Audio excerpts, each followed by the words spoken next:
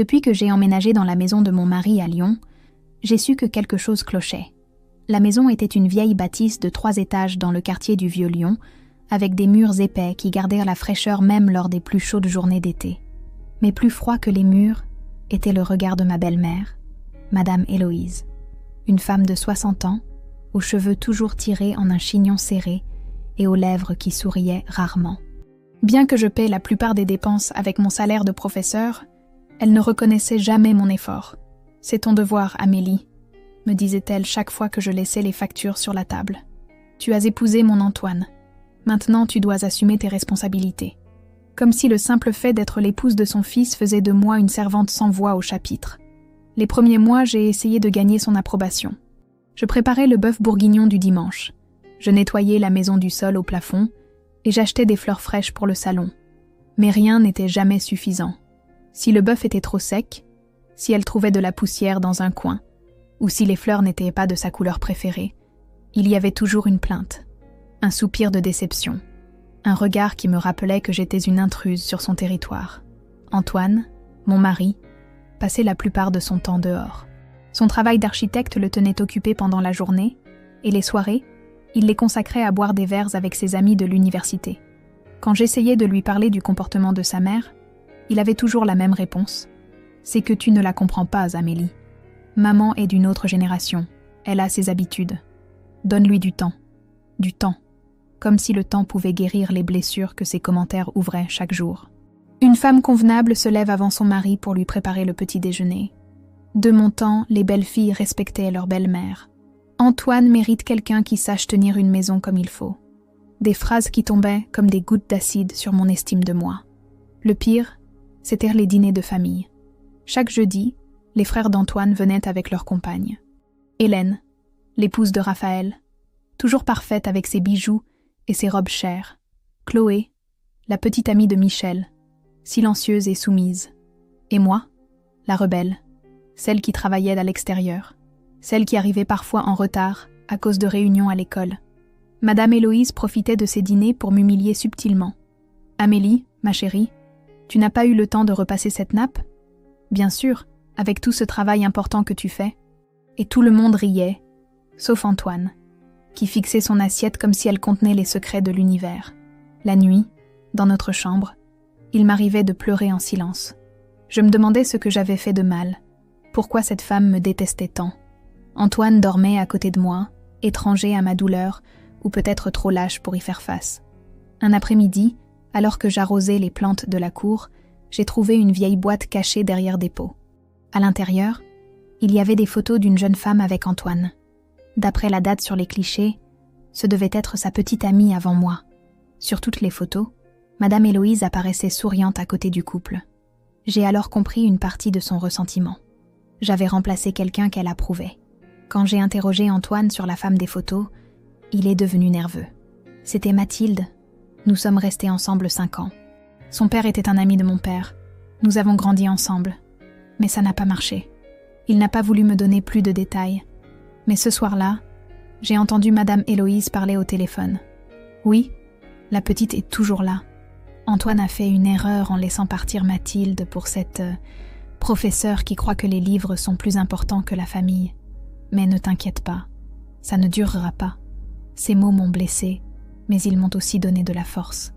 J'ai décidé que je n'allais pas abandonner si facilement. C'était aussi ma maison maintenant, et je méritais le respect. J'ai commencé à répondre à ses commentaires avec politesse, mais fermeté. Madame Héloïse, je vous remercie pour votre conseil, mais je préfère faire les choses à ma manière. J'ai vu la surprise dans ses yeux la première fois que je lui ai tenu tête. Antoine a remarqué le changement. Un soir, il m'a demandé pourquoi j'étais si rebelle dernièrement. Ce n'est pas de la rébellion, lui ai-je dit. C'est de la dignité. Il m'a regardé comme s'il ne me reconnaissait pas. C'était peut-être vrai.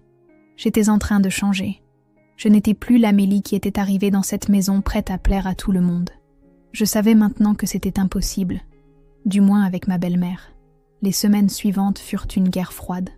Madame Héloïse intensifia ses attaques, désormais plus directes. Elle ne prenait plus la peine de dissimuler son mépris.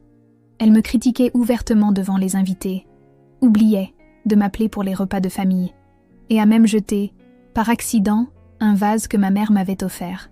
Malgré tout, j'ai tenu bon. Parce que j'aimais Antoine. Parce que je croyais que l'amour était aussi résistance. Parce que je pensais qu'avec le temps, les choses s'amélioreraient. Mais j'étais sur le point de découvrir qu'il y a des limites qui, une fois franchies, changent tout pour toujours. C'est un vendredi gris de novembre que tout a basculé. Le ciel de Lyon, normalement bleu et dégagé, était couvert de nuages lourds qui menacèrent d'orage. Je m'étais levée tôt pour préparer le petit déjeuner avant de partir à l'école. J'avais cours à 8 heures, mais je laissais toujours tout prêt pour Antoine et sa mère. J'étais en train de couper des fruits quand Madame Héloïse est entrée dans la cuisine. Elle portait une chemise de nuit grise et un peignoir en soie qu'Antoine lui avait offert à Noël. Dans ses mains, elle tenait une feuille de papier. Elle s'est assise en face de moi, posant le papier sur la table d'un coup sec. « Il me faut 5 000 € pour des travaux dans la maison », dit-elle sans préambule, sa voix aussi froide que le marbre du plan de travail. J'ai posé le couteau sur la planche. 5 000 €. Une somme absurde que nous n'avions pas, ou du moins que je n'avais pas. Mon salaire de professeur suffisait à peine à couvrir les dépenses mensuelles, les courses, les factures et les petits luxes qu'Antoine considérait comme des nécessités. Quel genre de travaux ? Ai-je demandé, essayant de garder mon calme. Madame Héloïse laissa échapper un soupir exagéré, comme si ma question était une offense impardonnable. Le toit a des fuites, la chaudière est en panne, et je veux changer les carreaux de la cour. Ce sont des choses nécessaires, Amélie. Cette maison a plus de 100 ans. Je connaissais bien la maison. Elle était effectivement ancienne. Mais Antoine et moi avions vérifié le toit à peine 3 mois auparavant, et il était en parfait état. La chaudière était neuve, installée l'hiver dernier. Et les carreaux de la cour, bien qu'anciens, faisaient partie du charme de la maison, des pièces d'origine que n'importe quel Lyonnais conserverait avec fierté. « Madame Héloïse », dis-je en mesurant mes mots, « nous n'avons pas cet argent en ce moment. Nous pourrions attendre que... » « Nous n'avons pas ?» m'interrompit-elle avec un sourire ironique. « Hier, je t'ai vu acheter ces chaussures chères, et la semaine dernière, ce chemisier en soie. Pour tes caprices, il y a de l'argent, n'est-ce pas ? Les chaussures avaient coûté 30 € en solde, et le chemisier était un cadeau de ma sœur pour mon anniversaire. Mais ça ne servait à rien de lui expliquer. Elle ne me croirait jamais. Je suis désolée, dis-je fermement, mais je ne peux pas vous donner cet argent. Je paie déjà la majeure partie des frais de cette maison, et mon salaire n'est pas extensible. » Son visage changea. Le sourire disparut, et ses yeux se plissèrent. « Tu vis dans ma maison, tu manges à ma table, tu dors sous mon toit. Si tu ne veux pas contribuer, tu peux partir. Quelque chose s'est brisé en moi.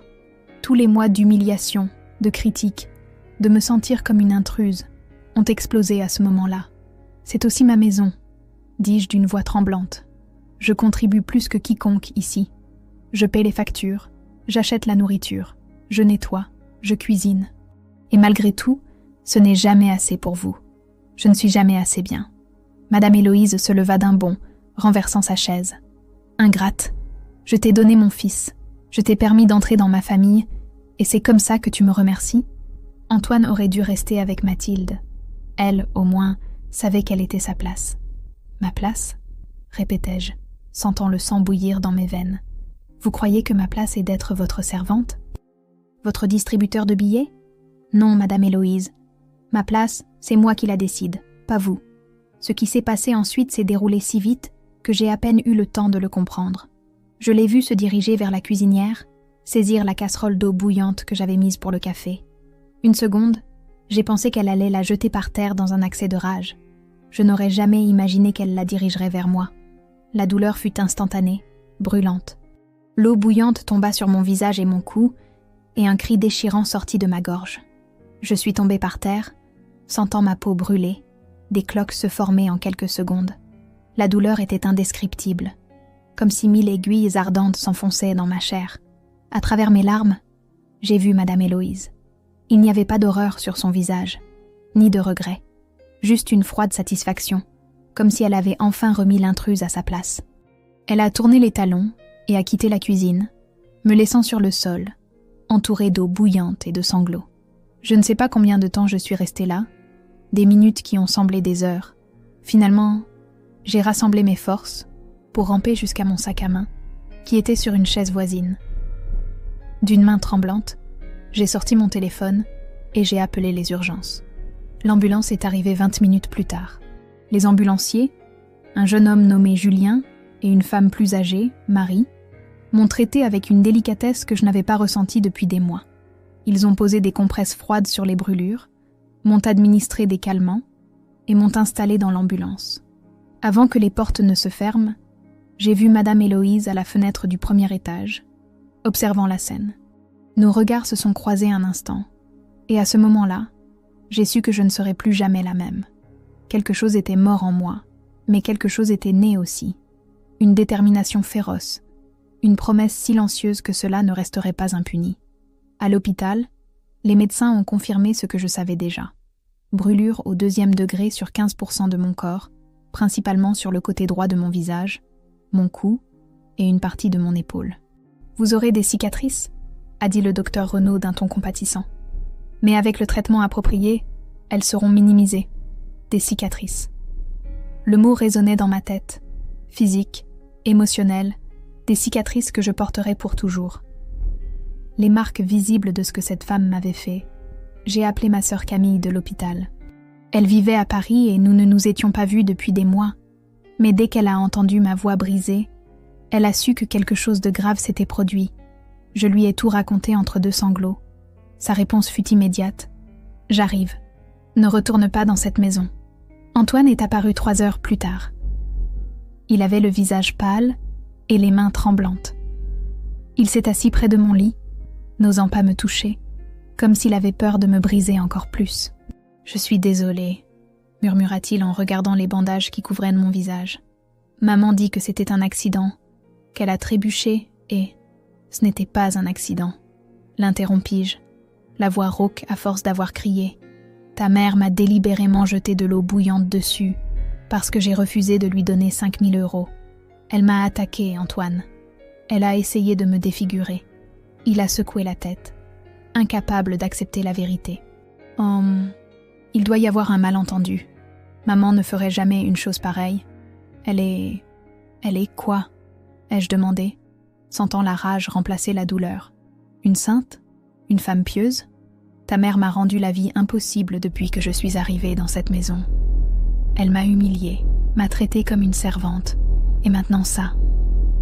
Et tu n'as jamais rien fait pour me protéger. » Antoine a baissé les yeux, honteux, ou peut-être simplement incapable d'affronter la vérité. « Que veux-tu que je fasse ?» a-t-il demandé dans un murmure. « Je veux que tu choisisses. » ai-je répondu, sentant chaque mot comme une libération. « Entre elle et moi. Parce que je ne retourne pas dans cette maison, pas tant qu'elle y sera. J'ai passé 3 jours à l'hôpital de la Croix-Rousse. 3 jours de soins douloureux, de regards compatissants des infirmières, de questions gênantes que j'essayais d'esquiver. « Comment s'est produit l'accident ?» me demandait-elle. Et je me taisais, parce que je n'avais pas encore décidé si je devais appeler ça un accident ou lui donner son vrai nom, une agression. Camille est arrivée le lendemain de l'attaque.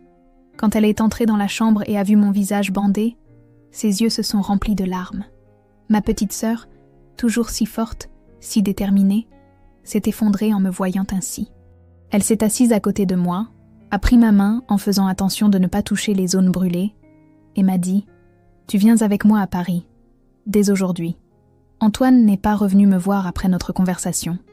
À la place, il a envoyé des messages vagues, des excuses insuffisantes, des promesses creuses.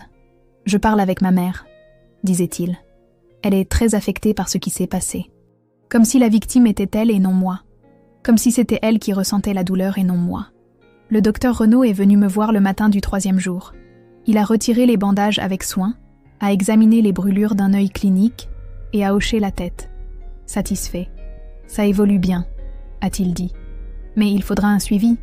Je vais vous faire une lettre pour un spécialiste à Paris, puisque votre sœur m'a dit que vous partiez avec elle. » Il m'a donné un petit miroir pour que je puisse voir les dégâts.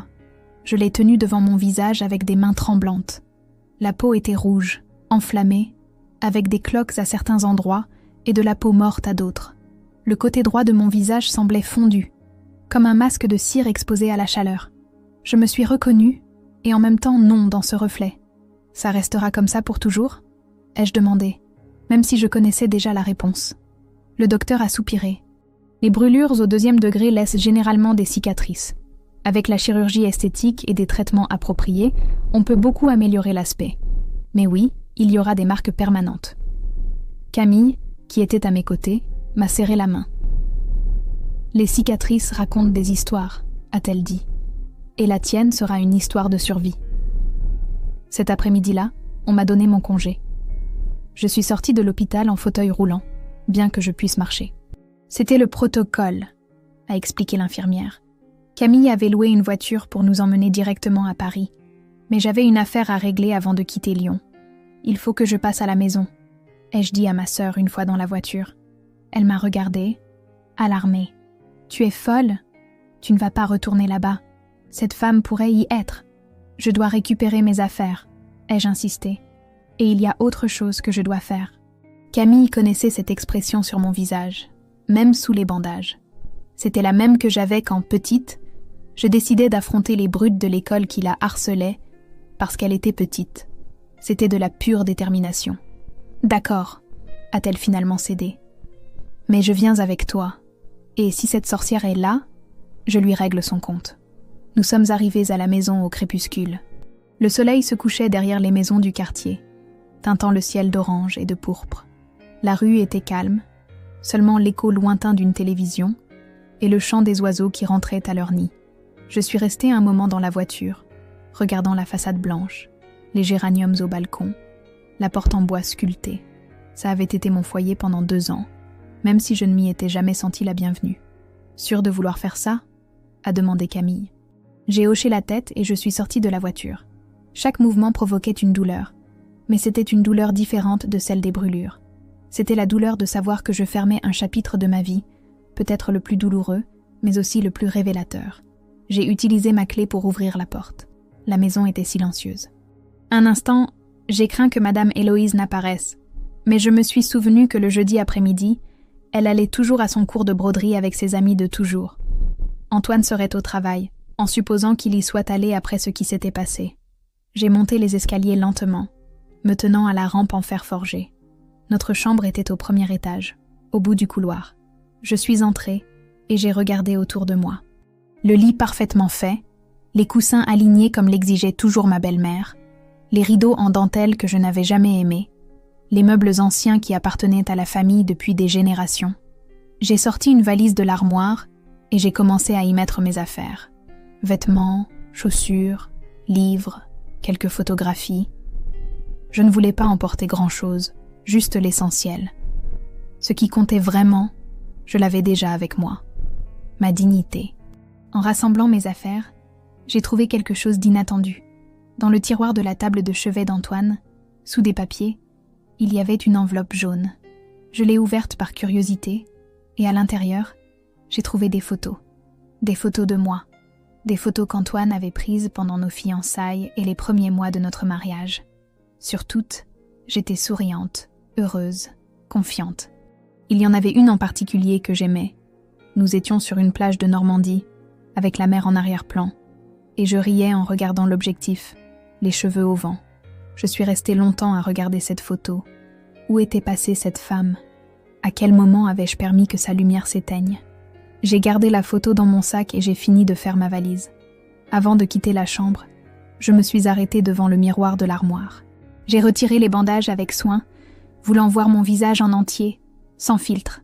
Les brûlures étaient là, rouges et enflammées, mais en dessous, c'était toujours moi. Mes yeux, mon nez, mes lèvres. J'étais toujours Amélie, mais une Amélie différente. Je suis descendue avec la valise dans une main et une détermination renouvelée. Camille m'attendait dans le salon, agitée, regardant les photos de famille qui ornaient les murs. « On n'apparaît sur aucune », a-t-elle commenté en me voyant. « Il y a des photos d'Antoine de bébé à adulte, de ses frères, de toute la famille, mais pas une seule où tu es. Je n'ai jamais fait partie de la famille pour elle, » ai-je répondu. J'étais juste l'intruse qui lui a volé son fils. J'étais sur le point de partir quand je me suis souvenue qu'il y avait une dernière chose que je voulais faire. J'ai demandé à Camille de m'attendre et je suis allée à la cuisine, l'endroit où tout avait changé. La cuisine était impeccable, comme si rien ne s'y était passé. Le sol propre, le plan de travail brillant, la vaisselle rangée, Aucune trace de mon sang, de mes cris, de ma douleur. Tout effacé, comme si la violence pouvait disparaître avec un chiffon et de l'eau de Javel. J'ai ouvert un tiroir et j'ai sorti un papier et un stylo. J'ai écrit une note brève, mais percutante. « Antoine, je pars à Paris avec ma sœur. Je ne reviendrai pas. Ce que ta mère m'a fait n'était pas un accident. C'était une agression. Tu aurais pu me protéger. Tu aurais pu choisir de m'aimer au-delà de son emprise toxique. Mais tu as choisi le silence. Et le silence est aussi un choix. Je ne te hais pas. Je ne ressens plus rien pour toi. J'espère seulement qu'un jour, tu trouveras le courage qu'il m'a fallu tant de temps à trouver. Amélie. » J'ai laissé la note sur la table de la cuisine, à côté de mon alliance. Un cercle parfait d'or qui ne signifiait plus rien pour moi. Je suis sortie de la cuisine sans regarder en arrière, mais avant d'arriver au salon où Camille m'attendait, je me suis arrêtée devant le téléphone fixe. À côté, il y avait un carnet où Madame Héloïse notait les numéros importants. J'en ai cherché un en particulier, et je l'ai composé. « Commissariat du 5e arrondissement, que puis-je pour vous ?» a répondu une voix masculine. « Je souhaite porter plainte pour agression, » ai-je dit d'une voix claire. « Je m'appelle Amélie Durand, et ma belle-mère m'a brûlé le visage avec de l'eau bouillante. » Le trajet vers Paris fut silencieux. Camille conduisait, concentrée sur la route, tandis que je regardais par la fenêtre, voyant Lyon s'éloigner au loin. Les champs passaient comme des taches vertes sous le ciel étoilé. Je ressentais un vide étrange, comme si j'avais laissé derrière moi non seulement une ville, mais une partie de moi-même. « Ça fait mal ?» a demandé Camille après une heure de route. « Tout », ai-je répondu. Je ne parlais pas seulement des brûlures. Nous sommes arrivés à l'appartement de ma sœur après minuit. Il était petit, mais accueillant, dans le quartier du Marais. Un vieil appartement rénové, avec de hauts plafonds et du parquet. Camille m'a installée dans sa chambre, insistant pour dormir sur le canapé. « Demain, on repart de zéro », a-t-elle dit en m'aidant à appliquer la pommade sur mes brûlures. Nouvelle ville, nouvelle vie. Cette nuit-là, j'ai à peine dormi. Les brûlures pulsaient sous les bandages et mon esprit ne cessait de ressasser les événements.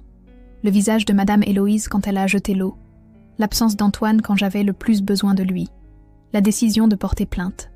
Le matin, alors que Camille préparait le café, j'ai reçu un appel. C'était l'inspecteur Moreau, du commissariat de Lyon. « Madame Durand, nous avons reçu votre plainte et nous avons besoin que vous veniez la confirmer, » dit-il d'une voix professionnelle. « J'ai déménagé à Paris, » ai-je expliqué. « Puis-je le faire d'ici ?» Il y eut un silence à l'autre bout du fil. « C'est possible, mais ça compliquera la procédure. L'idéal serait que vous puissiez venir à Lyon pour la déposition formelle et le recueil de preuves. » J'ai regardé mon reflet dans la fenêtre de l'appartement. La lumière du matin accentuait les blessures sur mon visage. « Je reviendrai, » ai-je décidé. « Mais pas aujourd'hui. J'ai besoin de quelques jours. » L'inspecteur a accepté d'attendre une semaine. Il m'a expliqué que, pendant ce temps, il prendrait les dépositions des témoins, y compris le personnel de l'hôpital qui m'avait soigné. Il m'a également informé que, selon le rapport médical, mes blessures étaient classées comme graves, ce qui faisait de l'agression un délit passible d'1 à 3 ans de prison. Prison. Le mot a résonné dans ma tête. Je n'avais pas pensé aux conséquences légales lorsque j'avais décidé de porter plainte. Je voulais juste la justice, que quelqu'un reconnaisse le mal qu'on m'avait fait. Mais maintenant, la possibilité que Madame Héloïse finisse en prison devenait réelle. « Tu es sûre de toi ?» m'a demandé Camille quand je lui ai raconté la conversation. « Tu sais ce que ça implique, n'est-ce pas ? Des procès, des dépositions, revivre tout ça encore et encore. »« J'en suis sûre, » ai-je répondu. « Si je ne le fais pas, elle gagnera. Et elle continuera à croire qu'elle peut traiter les gens de cette façon. » Le soir même, j'ai reçu un message d'Antoine. C'était le premier depuis que j'avais quitté Lyon. « Amélie, je viens de rentrer à la maison et j'ai trouvé ta note. Je n'arrive pas à croire que tu sois partie comme ça. Maman est anéantie. La police est venue ce matin et l'a interrogée. Elle dit que c'était un accident, qu'elle a trébuché. S'il te plaît, reviens pour qu'on puisse arranger ça en famille. Je t'aime. » J'ai eu la nausée en lisant ces mots. Anéantie ? Un accident ? En famille ? Antoine était toujours piégé dans la toile de manipulation de sa mère, incapable de voir la vérité même quand elle était si évidente. Je n'ai pas répondu à son message. À la place, j'ai fait quelque chose que je voulais faire depuis longtemps. J'ai appelé ma directrice à l'école où je travaillais à Lyon et je lui ai expliqué la situation. Carmen, une femme de 50 ans avec une énergie enviable, s'est montrée compréhensive et horrifiée à la fois. « Mon Dieu, Amélie, je suis tellement désolée », a-t-elle dit. « Ne t'inquiète pas pour le travail. Je peux organiser une mutation pour circonstances exceptionnelles. Je connais la directrice d'un établissement à Paris, je t'enverrai ses coordonnées. » Son soutien m'a donné de la force. Cette nuit-là, pour la première fois depuis l'agression, j'ai dormi profondément. Les jours suivants furent un tourbillon d'activités. Visite médicale pour le suivi des brûlures, démarche pour la mutation professionnelle, recherche d'un appartement à moi à Paris. Je ne voulais pas être un fardeau pour Camille, même si elle insistait pour que je reste aussi longtemps que nécessaire. 5 jours après mon arrivée à Paris, j'ai reçu un appel inattendu. C'était Hélène, l'épouse de Raphaël, le frère aîné d'Antoine. « Amélie », dit-elle d'une voix tremblante. « J'ai entendu ce qui s'est passé. Je suis vraiment désolée. » Son appel m'a surprise. Hélène avait toujours été la favorite de Madame Héloïse, la belle-fille parfaite que je n'avais jamais pu être. « Merci d'appeler », ai-je répondu, ne sachant que dire de plus. « Je veux que tu saches que je te crois », a-t-elle continué. « Je connais Madame Héloïse depuis 10 ans. J'ai vu comment elle traite les personnes qu'elle considère inférieures. »« Inférieures » ai-je répété, sentant la rage remonter. « Oui, pour elle, les femmes qui travaillent, qui ont leurs propres opinions, qui ne suivent pas ces règles, sont inférieures. J'ai appris à faire semblant, à paraître être la belle-fille qu'elle voulait. Mais toi, tu ne t'es jamais pliée, et ça la rendait furieuse. » Ces mots confirmaient ce que je savais déjà, mais l'entendre de quelqu'un d'autre, quelqu'un de la famille, m'a apporté une étrange validation. « Pourquoi me dis-tu ça maintenant ?» ai-je demandé. Il y eut un silence à l'autre bout du fil. « Parce que la police est venue chez moi pour prendre ma déposition. Et je ne peux pas mentir, Amélie. Pas après avoir vu ce qu'elle t'a fait. Hélène m'a raconté qu'elle était passée à la maison la veille de l'agression. Elle avait entendu Madame Héloïse parler au téléphone, disant qu'elle remettrait Amélie à sa place une bonne fois pour toutes. Sur le moment, elle n'y avait pas prêté attention. Mais maintenant, ces mots prenaient une signification sinistre. « Je vais dire la vérité », a-t-elle affirmé, même si cela signifie affronter Raphaël et toute la famille. Après avoir raccroché, j'ai réfléchi à ces paroles. Je n'étais pas seule. Il y avait des gens qui me croyaient, qui étaient prêts à me soutenir. Cela m'a donné le courage dont j'avais besoin pour la prochaine étape. Le lendemain, je suis retournée à Lyon. Camille a insisté pour m'accompagner. Le voyage de retour fut aussi silencieux que celui de l'aller. Mais cette fois, ce n'était pas à cause du choc ou de la douleur. C'était parce que j'y allais avec un objectif clair. Nous sommes arrivés directement au commissariat du 5e arrondissement. L'inspecteur Moreau, un homme d'âge mûr aux cheveux grisonnants et aux yeux fatigués, m'a reçu dans son bureau. Je lui ai montré les blessures, déjà en voie de cicatrisation mais toujours visibles, et je lui ai raconté tout ce qui s'était passé, du premier jour dans cette maison jusqu'au moment de l'attaque. Nous avons suffisamment de preuves pour poursuivre, m'a-t-il informé après avoir pris ma déposition. Le rapport médical, votre plainte, et plusieurs témoins qui corroborent l'atmosphère hostile dans cette maison. Quand je suis sortie du commissariat, je me suis sentie plus légère. J'avais fait un pas crucial vers la justice, vers ma guérison, mais je savais que le chemin serait long et douloureux. Ce soir-là, depuis la chambre d'hôtel où nous logions, j'ai écrit un email à Antoine. Je suis revenue à Lyon pour confirmer ma plainte. N'essaie pas de me contacter. N'essaie pas de me convaincre que c'était un accident. Ta mère a tenté de me défigurer et tu as choisi de ne pas le voir. Maintenant, je choisis d'aller de l'avant, sans toi, sans elle, sans la peur et l'humiliation que j'ai vécues dans cette maison. Ce n'est pas une vengeance, c'est la justice. Et la justice, à la fin, arrive toujours. Les mois suivants se sont écoulés entre Paris et Lyon, entre ma nouvelle vie et les débris de l'ancienne. J'ai obtenu un poste dans une école du quartier de Saint-Germain-des-Prés, un petit appartement lumineux près du jardin du Luxembourg, et une routine qui a peu à peu guéri mes blessures, du moins les invisibles. Les visibles ont mis plus de temps. Chaque semaine, je rendais visite au docteur Ferrer, un spécialiste des brûlures que le docteur Renaud m'avait recommandé. Les séances étaient douloureuses, physiquement et émotionnellement.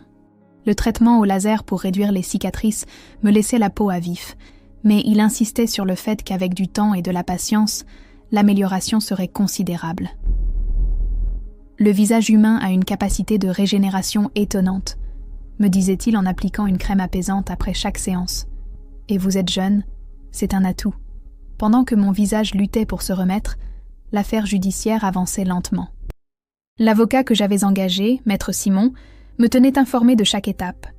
La stratégie de Madame Héloïse était prévisible.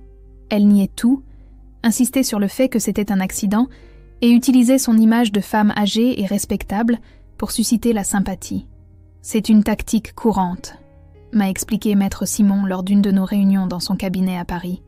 Mais nous avons des preuves solides. Le témoignage d'Hélène a été crucial, ainsi que celui des infirmières qui vous ont entendu à l'hôpital.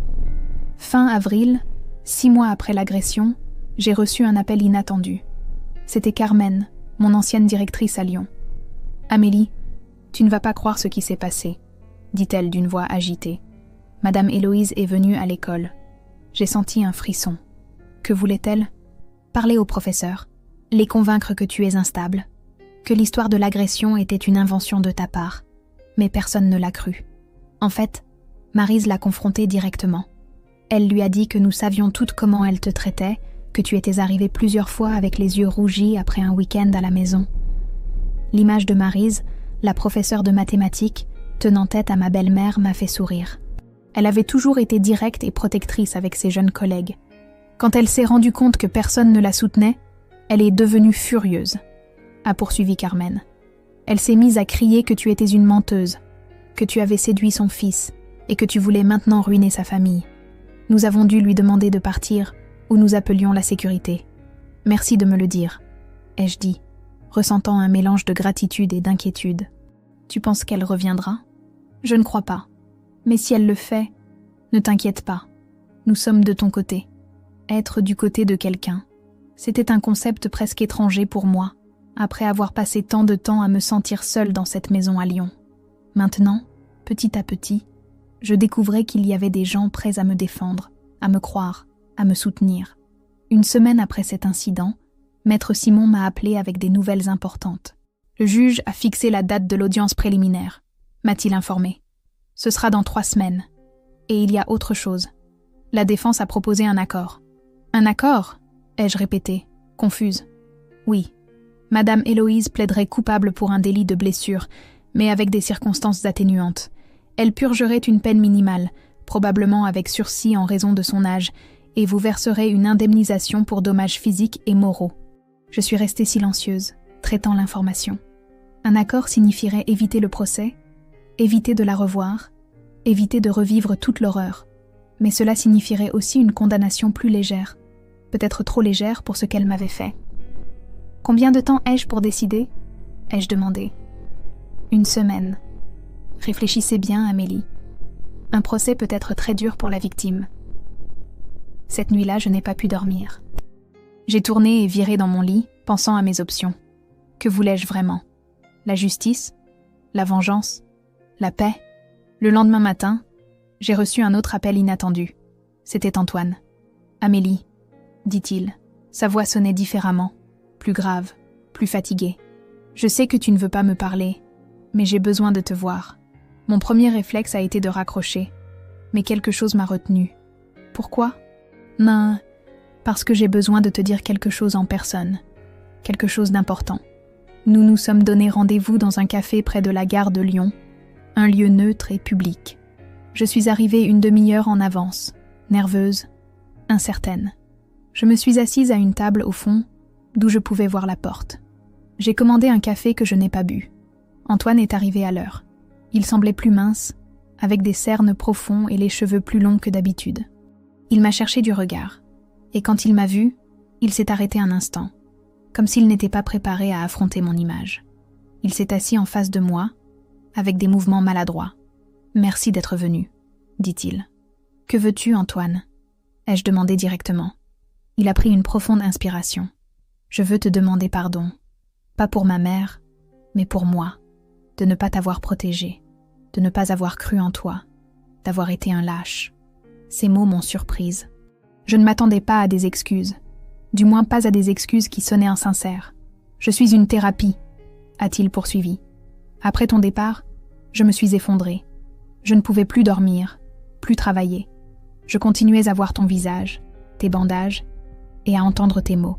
Tu aurais pu me protéger, m'as-tu dit, et tu avais raison. Il a bu une gorgée de l'eau que le serveur lui avait apportée. Mon thérapeute m'a aidé à voir beaucoup de choses.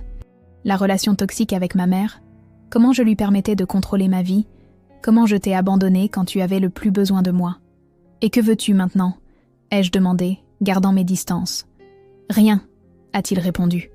Je n'attends pas que tu me pardonnes, ni que tu reviennes. Je voulais juste que tu saches que je te crois, que je sais que ma mère t'a attaqué délibérément, et que je vais témoigner au procès si tu décides d'aller jusqu'au bout. Je suis restée sans voix. L'idée d'Antoine témoignant contre sa propre mère était choquante. Tu es sûre ? C'est ta mère. Il a hoché lentement la tête. Et tu étais ma femme, la personne que j'avais promis d'aimer et de protéger. J'ai échoué, mais je peux au moins faire ce qui est juste maintenant. Nous sommes restés silencieux un moment, nous regardant comme deux étrangers qui s'étaient autrefois connus intimement. Il y a autre chose, dit-il finalement. Hélène n'est pas la seule à vouloir témoigner. Charlotte, ma cousine aussi, elle m'a raconté que quand elle avait 15 ans, ma mère l'a poussée dans les escaliers pendant une dispute. Elle a perdu le bébé qu'elle attendait. La révélation m'a glacée. Ta mère a provoqué la fausse couche de Charlotte ? Oui, la famille a étouffé l'affaire, comme toujours. Ils ont dit que c'était un accident, que Charlotte avait trébuché. Mais elle connaît la vérité, et maintenant, elle est prête à la raconter. Je suis sortie du café la tête en ébullition. Les témoignages d'Antoine et de Charlotte pourraient être décisifs au procès. Ce n'était plus seulement ma parole contre celle de Madame Héloïse. Il y avait un schéma, une histoire de violence cachée pendant des années. Ce soir-là, j'ai appelé Maître Simon. Je n'accepte pas l'accord, lui ai-je dit. Je veux aller au procès. Vous êtes sûr ? A-t-il demandé. Ce sera dur, j'en suis sûre. Ce n'est pas seulement pour moi, c'est pour toutes les personnes à qui elle a fait du mal. Il est temps que la vérité éclate. Le jour du procès est arrivé plus vite que je ne l'avais prévu. Le tribunal correctionnel de Lyon était un bâtiment moderne mais froid. Alors que j'attendais dans un couloir avec Maître Simon, j'ai vu arriver Madame Héloïse, accompagnée de son avocat et de Michel, le frère cadet d'Antoine. Elle m'a regardée avec mépris, mais aussi avec quelque chose de nouveau dans ses yeux, de la peur. Antoine est arrivé peu après, seul. Il s'est assis sur un banc à l'écart, sans s'approcher de sa mère. Hélène est venue avec Raphaël, bien qu'ils se soient assis séparément. Charlotte est apparue la dernière, nerveuse mais décidée. Quand nous sommes entrés dans la salle, j'ai senti qu'une boucle se fermait. Je n'étais plus l'Amélie effrayée et soumise qui endurait les humiliations par amour. J'étais une femme forte, avec des cicatrices, oui, mais aussi avec la détermination de ne pas laisser la peur et la honte gagner cette bataille. Le juge, un homme âgé à l'expression sérieuse, a ouvert la séance. En écoutant les avocats présenter leurs arguments initiaux, j'ai pensé à toutes les femmes qui avaient vécu des situations similaires. À celles qui s'étaient tues, à celles qui avaient fui, à celles qui avaient résisté. J'ai pensé à ma propre mère, qui m'a appris à être forte sans perdre ma tendresse. Et j'ai su que je gagne ou perde ce procès, j'avais déjà remporté la victoire la plus importante, retrouver ma voix. 2 ans ont passé depuis le procès. 2 ans de transformation, de reconstruction, d'apprentissage. Je vis maintenant dans un petit appartement sous les toits à Belleville, avec une terrasse d'où je peux voir les toits de Paris et un ciel qui semble plus vaste que celui de Lyon. Le procès a duré 3 jours qui ont semblé 3 vies. Je me souviens de chaque instant avec une clarté qui m'effraie parfois. La froideur de Madame Héloïse pendant sa déposition, insistant sur le fait que tout avait été un accident.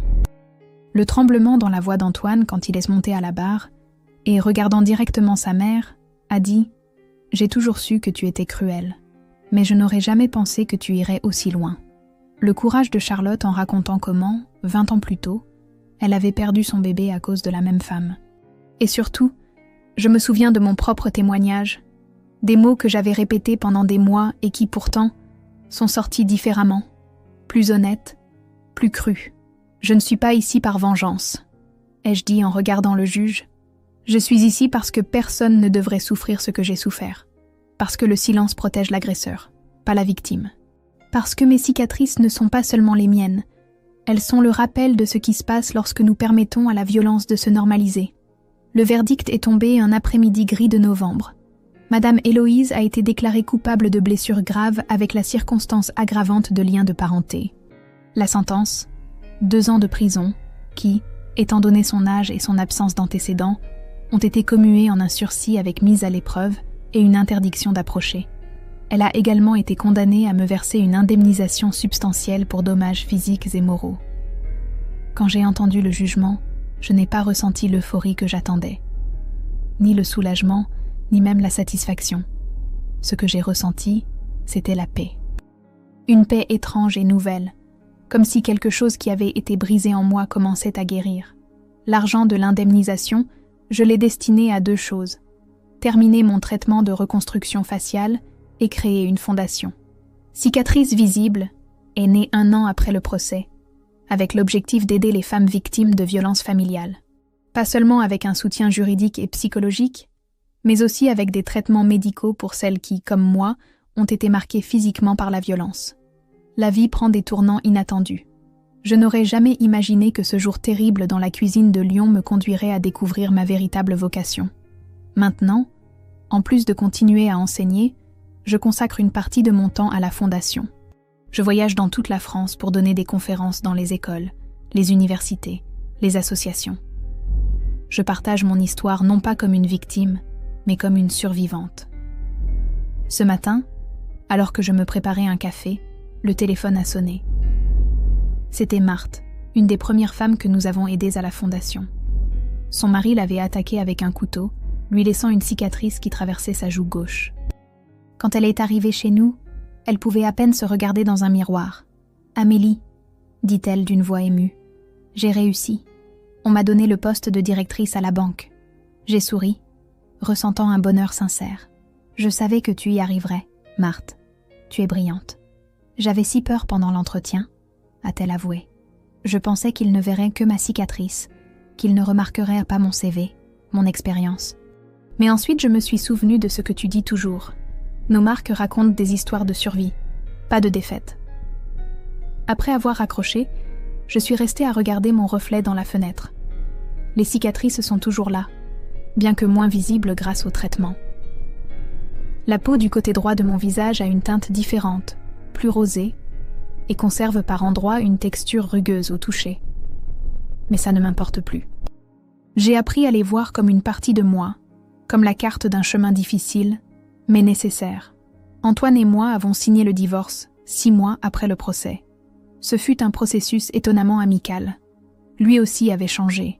Il suivait toujours sa thérapie, avait coupé la relation toxique avec sa mère, et semblait sincèrement repentant de son rôle dans tout ce qui s'était passé. Nous nous sommes dit au revoir sans rancune, comme 2 personnes qui avaient partagé un chemin douloureux, mais qui prenaient maintenant des directions différentes. De Madame Héloïse, je n'ai plus eu de nouvelles, sauf ce qu'Antoine me racontait occasionnellement. Il semble que le procès et la condamnation l'aient profondément affectée. Elle a perdu le respect de la communauté qu'elle appréciait tant, beaucoup d'amis lui ont tourné le dos, et son propre fils a pris ses distances. Parfois, je me demande si elle a réfléchi à ses actes, si elle regrette vraiment, ou si elle reste convaincue que je méritais ce qu'elle m'a fait. Mais ces questions ne me tiennent plus éveillée la nuit. Camille s'est mariée l'année dernière avec un musicien argentin qu'elle a rencontré lors d'un concert. Le mariage était petit, mais joyeux, dans un jardin en périphérie de Paris. Quand elle m'a demandé d'être son témoin, j'ai pleuré d'émotion. Ma sœur, qui avait toujours été à mes côtés, construisait maintenant sa propre vie heureuse. La voir radieuse dans sa robe blanche, dansant sous les étoiles avec l'homme qu'elle aimait, m'a remplie d'une joie que je ne pensais plus jamais ressentir. L'amour est revenu dans ma vie aussi, bien que de manière inattendue. Il s'appelle Olivier. Il est psychologue, et je l'ai rencontré lors d'une de mes conférences à la Sorbonne. Ce ne fut pas un coup de foudre, ni une passion dévorante. Ce fut quelque chose de plus subtil et de plus profond. Une connexion qui a grandi lentement, avec de longues conversations sur les livres, des promenades au jardin du Luxembourg, et la sensation constante d'être vue et appréciée pour qui je suis vraiment. La première fois qu'il a vu mes cicatrices sans maquillage, il a pris mon visage entre ses mains et a embrassé chaque marque avec une tendresse qui m'a bouleversée. Elles font partie de ton histoire, a-t-il dit. Et je suis tombé amoureux de toi tout entière, pas seulement des parties faciles. Nous sommes ensemble depuis 1 an et demi. Nous ne vivons pas encore dans la même maison. Nous apprécions tous les deux nos espaces, et nous ne sommes pas pressés. Le temps, qui était autrefois mon ennemi, est maintenant mon allié. Chaque jour est un cadeau, une opportunité de découvrir quelque chose de nouveau, d'aider quelqu'un d'autre, de me souvenir que la vie, malgré tout, reste belle. Cet après-midi, j'ai une conférence dans un centre pour femmes à Belleville. Je me suis préparée comme toujours. Documents, présentations, brochures de la fondation. Mais le plus important, ce qui fait vraiment la différence, c'est ma présence. Me voir debout, avec mes cicatrices visibles, parlant sans honte de ce que j'ai vécu, montre à d'autres femmes qu'il est possible de survivre, qu'il est possible de se reconstruire, qu'il est possible de trouver la beauté même dans les expériences les plus douloureuses. Avant de sortir, je vérifie mes emails. Parmi les messages habituels, il y en a un qui attire mon attention. Il provient d'une journaliste du Monde qui souhaite m'interviewer pour un dossier spécial sur la violence domestique. J'accepte immédiatement. Chaque occasion de rendre ce problème visible est précieuse. À la fin de l'email, la journaliste mentionne quelque chose qui me fait sourire. Votre histoire a inspiré de nombreuses femmes à parler, à porter plainte, à ne pas se taire. Vous avez créé un effet domino. Un effet domino. J'aime cette image. Une pièce qui tombe et pousse la suivante. Et celle-ci la suivante, créant un mouvement imparable. C'est peut-être la chose la plus précieuse que j'ai accomplie. Transformer ma douleur en une force qui aide les autres à trouver leur voie. En fermant la porte de mon appartement, je pense à l'Amélie d'il y a 3 ans, celle qui se sentait invisible dans cette maison froide de Lyon. Je lui dirai que le chemin sera dur, douloureux, parfois presque impossible. Mais je lui dirai aussi qu'à la fin, quand elle regardera en arrière, elle ne verra pas seulement des cicatrices. Elle verra de la force, elle verra du courage, elle verra une femme qui a refusé de laisser la peur définir sa vie. Et surtout, je lui dirai quelque chose que je sais maintenant avec certitude, que notre visage, notre voix, notre histoire n'appartiennent qu'à nous, et personne, absolument personne, n'a le droit de nous les enlever.